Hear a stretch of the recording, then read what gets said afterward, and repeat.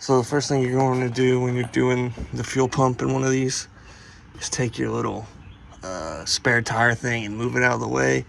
Take it all the way off if you can. It would give you more room, but I can't get this bolt to come loose and I don't want to cut it, so I just unhooked it from here. And then we got 4 15s that hold it in all 4 corners. And you got your fuel neck here that you need to take loose. And then you can slide your fuel neck off of it. And as you lower the tank down, there's going to be some fuel connectors and stuff we got to take loose. But I'm going to go ahead and get my jack set up underneath it, get our fuel hose loose. It's just an 8mm on that hose clamp for me. I don't know if you'll have one of those hose clamps. Hopefully you will. But get our jack under here, get it up here so that we can hold some pressure on this, take our 4 bolts loose, and then we'll start lowering it down. So I got 3 of the bolts out. We're going to work on lowering it now.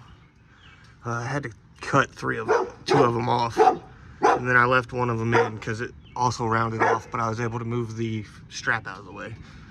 So now we're going to slowly lower it down so we can disconnect everything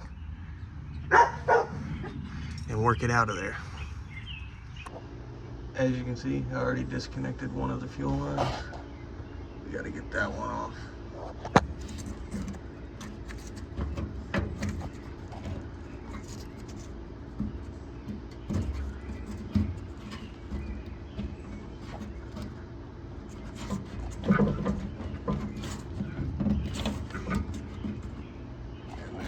We'll be good to let this thing the rest of the way down. Be careful taking that pipe loose. It's a bit of a bitch, but we're almost down. We got it down, we got everything disconnected. So now we're just gonna slide it on out of here and get the new one ready. So you may notice this does not have the same connector as the old one. But they give us a wiring diagram here so we can rewire it to our new connector as well as a new connector. And that way it'll just plug in and out to the new one.